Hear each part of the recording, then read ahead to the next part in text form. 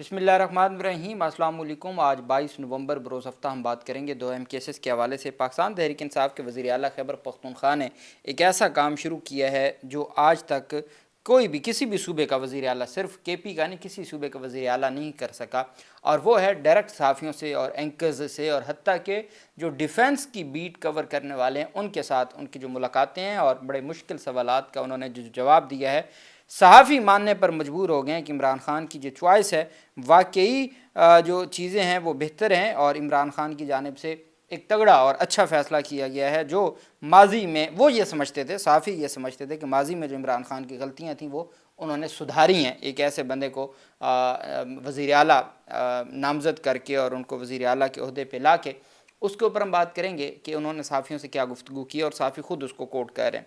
वहीं पे पाकिस्तान तहरीक इंसाफ की सीनियर ख़ातून रहनुमा जो फॉर्म 45 पर इलेक्शन भी जीत चुकी थी, डॉक्टर यास्मीन राशिद, उनका आज 2.5 साल के बाद उनकी ज़मानत मंजूर हुई है 9 मई के मुकदमे में। उसकी तफसील मैं आपके साथ शेयर करूँगा और साथ में आपको बताऊँगा कि जस्टिस मोहसिन अख्तर कियानी का एक बड़ा फ़ैसला सामने आया है, उसके ऊपर भी हम बात करेंगे। सबसे पहले वज़ीर आला की जानिब से जो गुफ्तगू की गई सहाफ़ियों से, और ये रोज़ाना की बुनियाद पर सहाफ़ियों से, एक दिन एंकर्स के साथ मुलाकात हुई, एक दिन जो रिपोर्टर्स हैं उनके साथ बात हुई, फिर उनकी जो डिफेंस बीट रिपोर्टर हैं उनके साथ बात हुई, और वज़ीर आला की जानिब से जो सहाफ़ियों से गुफ्तगू की गई। चूँकि आज डिफेंस जो दिफा के मामलात को, जो DGISPR की जो प्रेस कॉन्फ्रेंस को कवर करते हैं और दिफा से मुतल्लिक़ मामलात को देखते हैं, उनके साथ उनकी नशिस्त थी। वज़ीर आला ने गुफ्तगू करते हुए कहा कि मैंने कभी भी जो सैयद आसिम मुनीर हैं, जो फील्ड मार्शल हैं, उनकी ज़ात पर तनकीद नहीं की। जो भी हमारे जवानों को शहीद करता है वो दहशतगर्द है। पॉलिसीज़ पर तनकीद करना मेरा जमहूरी हक़ है। मैं एड टू सिविल जो कानून था, एड टू सिविल अथॉरिटीज़ का मामला लाए जो हमारे गले पड़ा। दहशतगर्दी का ख़ात्मा चाहते हैं लेकिन कोलेट्रल डैमेज नहीं चाहते। बॉर्डर पर मुतय्यन अफसरान के असासे भी सामने आने चाहिए। मैं किसी से नहीं डरता, अपनी बात पर कायम रहता हूँ। गलत बात हो जाए तो मैं माजरत भी करता हूँ। पानी बंद करने से मुतल्लिक़ जुनैद अकबर का जो बयान था वो गलत था। सियासी इख्तलाफात अपनी जगह, किसी भी इक़दाम से बाकी अपने सूबे की आवाम को तकलीफ़ नहीं पहुँचा सकते। दहशतगर्दी के कवानीन में जो सुकम थे वो ख़त्म करना चाहते हैं। अवाम के साथ एतमाद का फुकदान है। अवाम का एतमाद बहाल होगा तो हम दहशतगर्दी के ख़िलाफ़ जंग जीतेंगे। हम बंद कमरों की पॉलिसीज़ के ख़िलाफ़ हैं। इलाके के स्टेक होल्डर्स को एतमाद में लिया जाना चाहिए। दहशतगर्दी ने खैबर पख्तूनख्वा के हर शोबे को मुतासर किया। दहशतगर्दी के नासूर को जड़ से उखाड़ फेंकने के लिए पॉलिसी बनाई जाए। खैबर पख्तूनख्वा की पुलिस मुकम्मल तौर पर अहल है। खैबर पख्तूनख्वा पुलिस दहशतगर्दों से निमटने की मुकम्मल सलाहियत रखती है। ज़मशुदा अजला से भर्ती के लिए मेयार नरम कर दिया गया है।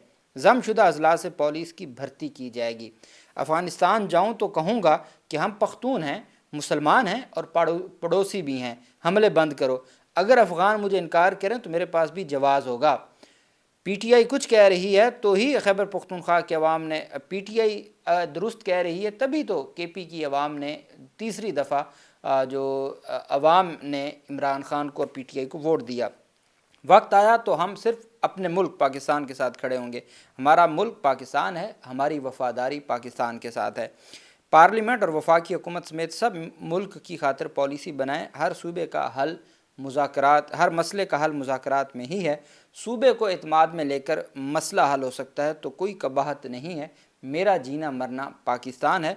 वफाक को दावत देता हूँ खैबर पख्तूनख्वा में ऑडिट करें लेकिन हमारे वाजबात भी दें। मेरा भाई भी अगर करप्शन में मुलव्वस होगा तो उसको भी मैं सज़ा दूँगा, चूँकि हमारा मानना ये है कि हर सूरत हम ऐसे लोगों के ख़िलाफ़ कार्रवाई करें जो करप्ट हैं और करप्शन में मुलव्वस हैं। लेकिन वफाक हमें हमारे बकाया जात दे, जो हमारा हक़ बनता है। हमको भीख नहीं मांग रहे हैं, हम अपना हक़ मांग रहे हैं। वज़ीर आला ने कहा कि मैं वफाक को दावत देता हूँ कि खैबर पख्तूनख्वा में ऑडिट कर लें लेकिन हमारे वाजबात दें। वफाक वाजबात देगा तो हम पुलिस और सेहत समेत तमाम शोबों में मज़ीद बेहतरी ला सकते हैं। वज़ीर आला का कहना था कि खैबर पख्तूनख्वा की पुलिस मुकम्मल तौर पर अहल है और उनकी जानिब से कहा गया कि अल्लाह ना करे पंजाब को कभी दहशतगर्दी का सामना करना पड़े। ज़मशुदा अजला माली तौर पर सूबे से ज़म नहीं हुए। खैबर पख्तूनख्वा में फ़ोरेंसिक लैब कायम की जाएगी। फ़ोरेंसिक लैब पर जितना भी खर्च होगा वो हम करेंगे। उन्होंने कहा हम पाकिस्तान से इश्क करते हैं, پاکستان ہم سے اور ہم پاکستان سے ہیں. ہمیں بعض پالیسیز پر اعتراض کرتے ہیں, ہم سمجھتے ہیں بعض پالیسیز کو تبدیل ہونا چاہیے. سہیل آفریدی نے کہا کہ فوج قانون نافذ کرنے والے اداروں اور سویلین شہداء میں کبھی تفریق نہیں کی. کورم میں شہید ہونے والے جوانوں کے جنازے میں شرکت کی. وقت آیا تو ہم صرف پاکستان کے ساتھ کھڑے ہوں گے. ہمارا ملک پاکستان ہے, ہماری وفاداری پاکستان سے ہے. وزیر اعلیٰ نے کہا کہ پارلیمنٹ اور وفاقی حکومت سمیت سب ملک کی خاطر پالیسی بنائیں, ہر مسئلے کا حل مذاکرات ہے. انہوں نے کہا کیڈٹ کالج وانا میں ہمارے ہی بچے تھے, وانا حملے اور اسلام آباد حملے کی مذمت کی. صوبے کو اعتماد میں لے کر مسئلے حل ہو سکتے ہیں اور میرا جینا مرنا پاکستان ہے. سہیل آفریدی کا کہنا تھا مجھے افغانستان اگر یہ جانے دیں گے تو ہی میں جا کے وہاں ان سے بات کروں گا. جب میرا پاسپورٹ آپ بلاک کر دیں گے, میرا جو شناختی کارڈ بلاک ہو جائے گا, میرا نام ECL میں شامل ہو جائے گا, تو میں بطور وزیر اعلیٰ کیسے جا سکتا ہوں؟ میں جاؤں گا, ان سے بات کروں گا کہ ہم آپ کے مسلمان بھائی ہیں, ہم آپ کے پختون بھائی ہیں, ہم آپ کے پڑوسی ہیں, آپ ہم یہاں حملے نہ کریں, ہم ان سے بات چیت کریں گے. مسئلہ آپ نے 40 سال جنگیں جنہوں نے لڑی ہیں وہ بھی آخر میں مذاکرات کر کے گئے ہیں. تو جو آپ نے مذاکرات ہی کرنے ہیں تو آپ پہلے نہ اپنے لوگوں کا نقصان کریں. انہوں نے کہا مجھے کس چیز سے پرابلم ہے کہ جب کسی کرکٹ کے یا کسی کھیلوں کے گراؤنڈ کے اوپر کوئی حملہ ہو جائے, جب کسی ہاسپٹل پہ حملہ ہو جائے, مجھے تب تکلیف ہے. دہشت گردوں کے اوپر حملہ ہوتا ہے اس کے اوپر ہم ساتھ ہیں, لیکن جہاں کولیٹرل ڈیمیج کی بات آئے گی وہ ہم اپنے لوگوں کا قبول نہیں کر سکتے. یہ ان کی جانب سے گفتگو کی گئی اور انہوں نے بڑی نپی تلی گفتگو کی ہے. اور عمران خان سے متعلق انہوں نے واضح کیا ہے کہ اب مجھے بتائیں, آپ صحافیوں سے سوال کیا کہ اب ایک سوال میرا ہے آپ سے, مجھے 3 ججوں نے یہ اجازت دی ہے کہ میں عمران خان سے ملاقات کر سکتا ہوں. 7 دفعہ میں گیا ہوں ملاقات کرنے کے لیے. ایک SHO صوبے کے وزیر اعلیٰ جو 4.5 کروڑ لوگوں کا وزیر اعلیٰ ہے, اس کو اور عدالتی آرڈرز کے باوجود ملاقات نہیں کرنے دی. تو نہ عدالتیں ہماری بات سن رہی ہیں, ہم سپریم کورٹ تک گئے, ہماری بات نہیں سنی جا رہی. تو مجھے بتائیں پرامن احتجاج کے علاوہ میرے پاس کوئی آپشن بچی ہے؟ اور پھر میں احتجاج کروں تو پھر ان کو پرابلم بھی ہوتی ہے. پھر انہوں نے کہا ہمیں اس دفعہ پتہ ہے کہ احتجاج میں ہم دیکھ لیا نا 26 نومبر کو کہ اب تو گولی بھی چلتی ہے نا, تو اب ہمیں پتہ ہے اور ہم اس طرح سے ہی اپنے معاملات کو آگے بڑھائیں گے. ساتھ ان کی جانب سے یہ کہا گیا کہ اب کی بار نہ کوئی KP ہاؤس میں چائے پینے جائے گا, نہ 12 اضلاع سے ہو کے KP اسمبلی میں جائے گا. اب جب پھر ہم آئیں گے نا, ہمیں یہ اب علم ہو چکا ہے کہ ہمارے ساتھ کیا, ہم نے کبھی سوچا نہیں تھا کہ ہمارے اوپر یہ سلوک کیا جائے گا اور گولی بھی چلے گی, لیکن اب جب ہم آئیں گے تو ہمارا جو بھی ایک معاملہ ہے وہ ہم اس کو دیکھیں گے. اچھا, دوسری طرف جو ایک اور بڑی پیش رفت سامنے آئی ہے وہ ہے جی جسٹس محسن اختر کیانی صاحب کا یہ فیصلہ ہے, اور مرزا محمد علی مرزا کا جو کیس ہے اس میں اسلامی نظریاتی کونسل ان کی جانب سے ایک فتویٰ دیا گیا تھا. بیسیکلی اسلامی نظریاتی کونسل ایک ایسا ادارہ ہے جو سرکاری ادارہ ہے کہ جب صدر یا گورنرز جو صوبوں کے وہ ان سے کوئی رائے لیتے ہیں کسی بھی اسلامی نقطہ پہ, تو وہ اپنی رائے دیتا ہے صدر کو. اور جیسے ریفرنس ہے, جج کے خلاف ریفرنس صرف صدر فائل کر سکتا ہے, باقی کمپلینٹس ہوتی ہیں جو انڈیویجول فائل کرتے ہیں. اسی طرح سے اگر اسلامی نظریاتی کونسل نے کوئی رائے دینی ہے تو وہ کون دے سکتا, پوچھ سکتا ہے ان سے, صدر یا گورنر. اب یہاں سوال یہ اٹھا کہ مرزا کے خلاف ایک رائے دی گئی اسلامی نظریاتی کونسل کی جانب سے کہ ان کی جانب سے جو گفتگو کی گئی ہے وہ گستاخی کے یا توہین مذہب کے زمرہ میں آتی ہے. اس کی بنیاد پہ FIA نے on the basis of the statement of Islami Nazriyati council, ان کی بنیاد پہ انہوں نے FIR کاٹ دی اور وہ جیل میں ہے. اس کو چیلنج کیا گیا اسلام آباد ہائی کورٹ میں, تو اسلام آباد ہائی کورٹ میں اسلامی نظریاتی کونسل کی جانب سے جواب نہیں جمع کروایا جا رہا تھا. عدالت کی جانب سے کہا گیا in view of the above the case is urgent. عدالت نے کہا کہ جو ہیں the director general law council of Islamic ideology has submitted the text and various documents including the recommendations made by the council of Islamic ideology under the constitutional mandate of article 229 and article 230 of the Constitution of Islamic Republic of Pakistan for reading purposes as the same were not previously placed along with the written reply. In view of the above کہ انہوں نے اپنے جو تفصیلات اور اسلامی Nazriyati council کی جانب سے جو اپنے ان کے اختیارات ہیں وہ سارے عدالت کے سامنے رکھے. In view of the above the case is urgent for 4 دسمبر 2025 کے لیے ایڈجنٹ کیا جاتا ہے. It is expected that the law officer is the council of the Islamic ideology would satisfy this court on the jurisdictional question as to why and under the what concept of circumstances, the council can give its recommendations to FIA or police, or whether it can go beyond the mandate of article 229 and article 230 of the constitution. کہ اسلامی Nazriyati council یہ بتائے کہ انہوں نے FIA یا police کو جو اپنی رائے دی ہے، کیا انہوں نے آئین میں، آئین کے آرٹیکل 229 اور 230 کے تحت جو ان کا اختیار ہے اس میں رہتے ہوئے رائے دی ہے، یا اس سے تجاوز کر کے رائے دی ہے. اس کے اوپر عدالت کو سیٹسفائی کریں. When there is no concept of any individual who can seek advice from the Council of Islamic Ideology except President, Governor or Parliament within the constitutional mandate. جب آئین یہ کہتا ہے کہ اسلامی نظریاتی کونسل سے کوئی انفرادی شخص جا کے رائے نہیں لے سکتا سوائے صدر کے، گورنرز کے یا پارلیمنٹ کے، تو پھر انہوں نے جو FIA یا پولیس کو رائے دی ہے، کیا وہ آئین کے ان 2 آرٹیکلز کے انڈر ہے یا اپنے اختیارات سے تجاوز کیا ہے؟ ہم صرف دائرہ اختیار جو اسلامی نظریاتی کونسل کا ہے اس کو ہم دیکھ رہے ہیں. رائے غلط ہے درست ہے وہ ایک الگ معاملہ ہے. کیا دائرہ اختیار جورسڈکشن بنتی تھی اسلامی نظریاتی کونسل کی؟ اس کو مد نظر رکھتے ہوئے عدالت نے کہا in the meanwhile operation of the impugned observation recommendation shall remain suspended till the next date of hearing and the same shall not be relied upon acted upon or referred to in any judicial قضائے judicial or investigative proceedings.